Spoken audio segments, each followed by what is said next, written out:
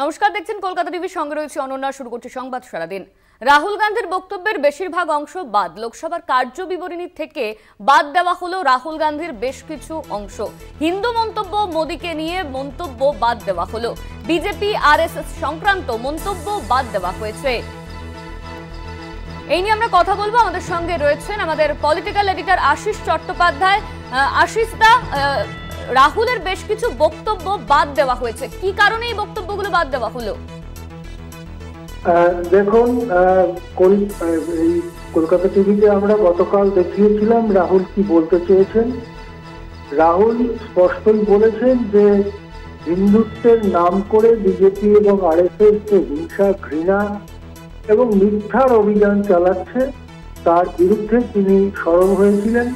লোকসভায় এটাই ছিল বিরোধী দলনেতা হিসেবে তার প্রথম বড় বক্তৃতা, এবং সেই বক্তৃতায় তিনি বলেছেন যে কিভাবে গত 10 বছর ধরে দেশের সংখ্যালঘু মানুষদের উপর অত্যাচার করা হয়েছে, কিভাবে মিথ্যার অভিযান চালানো হয়েছে, ঘৃণা এবং হিংসার অভিযান চালানো হয়েছে। এখন সেই বক্তৃতার মধ্যে ছোট্ট একটি অংশ কেটে একটা অপপ্রচার চালাবার চেষ্টা করেছিল বিজেপি, এবং প্রধানমন্ত্রী নিজে এবং অন্যান্য সিনিয়র মন্ত্রীরা বারবার রাহুল গান্ধীর বক্তৃতার সময় তাকে বাধা দিয়ে নিজেরা বলতে থাকেন। একটা পরিসংখ্যানে দেখা যাচ্ছে যে প্রধানমন্ত্রী সহ সিনিয়র মন্ত্রীরা 55 বার রাহুল গান্ধীর বক্তৃতার মাঝখানে বাধা দিয়েছেন, এবং তারপরে তারা লোকসভার কার্যবিবরণী থেকে আরএসএস এবং বিজেপিকে আক্রমণ করে যে কথা রাহুল গান্ধী বলেছিলেন তা বাদ দিয়েছে। কার্যবিবরণী থেকে বাদ দেওয়ার সিদ্ধান্ত অধ্যক্ষ নিতে পারেন। আমাদের সংসদের যে নিয়ম বিধি আছে সেই অনুযায়ী অধ্যক্ষ সেই ক্ষমতা আছে, কিন্তু বিজেপি আরএসএস এর বিরুদ্ধে বিরোধী দল কথা বলবে, সেটা কার্যবিবরণী থেকে বাদ দেওয়া হবে, এর যুক্তি কোথায়? যদি যুক্তিহীনভাবে অধ্যক্ষ কার্যবিবরণী থেকে বাদ দিতে থাকেন তাহলে সংসদের মর্যাদা কোথায় থাকবে? আজকে কিন্তু সংসদের মর্যাদাই প্রশ্নের মুখে এসে দাঁড়িয়েছে ওম বিড়লার কার্যক্রমের ফলে। এই ওম বিড়লাকে আমরা দেখেছিলাম অধ্যক্ষ হয়েই প্রথমবার বক্তৃতায় তিনি তীব্র রাজনৈতিক আক্রমণ করেন কংগ্রেসের ওপরে। তার যে নিরপেক্ষ ভাবে অধ্যক্ষের কাজ চালানো উচিত, তার পরিবর্তে তিনি একেবারে একটি পক্ষের, একটি দলের হয়ে কাজ করছেন, এবং এই কার্যবিবরণী থেকে বাদ দেওয়ার যে সিদ্ধান্ত সেটাও তার সেই মনোভাবের প্রতিফলন। ফলে সংসদের যে সার্বভৌমত্ব, সংসদের যে কথা বলার স্বাধীনতা, সেটাই আজকে আঘাতপ্রাপ্ত হচ্ছে বলে বিশেষজ্ঞদের অনেকে মনে করেন। হ্যাঁ, ধন্যবাদ। আমাদের সঙ্গে ছিলেন আমাদের পলিটিক্যাল এডিটর আশিস চট্টোপাধ্যায়।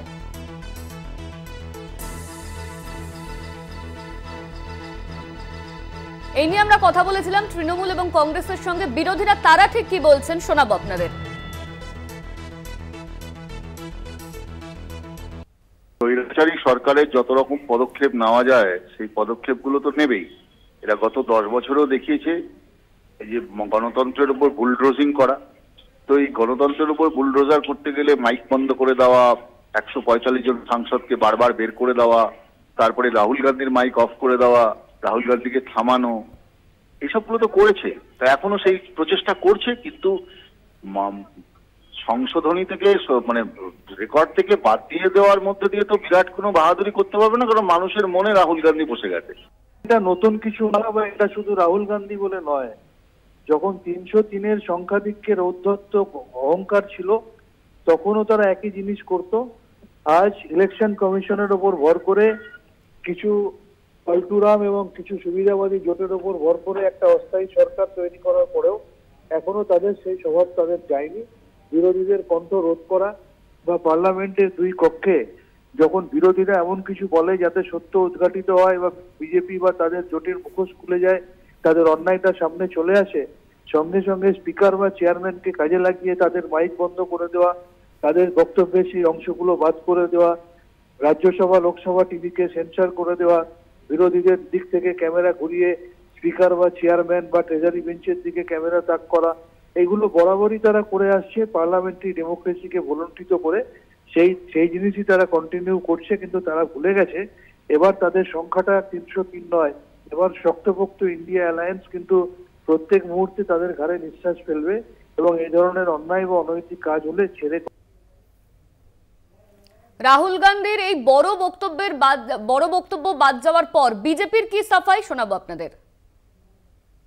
অবান্তর, অযৌক্তিক এবং সংসদের রীতি বহির্ভূত কোনো বক্তব্য যদি কোনো সাংসদ রাখে, স্বাভাবিকভাবে তিনি যে পদেই থাকুন না কেন সেই জিনিসগুলো ওখান থেকে বাদ যায়। অতএব সেই কারণের জন্য যেটা দীর্ঘদিন ধরে হয়ে আসছে সেই প্রসিডিওর মেনেই যা হওয়ার হয়েছে, এ নিয়ে কোনো জলঘোলা করার কোনো জায়গা নেই। কিন্তু বিরোধীদের মূল বিষয় হচ্ছে কোনো ইস্যু নেই, সেই কারণে একটা নন ইস্যুকে নিয়ে ইস্যু বানিয়ে চিৎকার করাটাই বিরোধীদের এখন রেয়াজে দাঁড়িয়ে গেছে।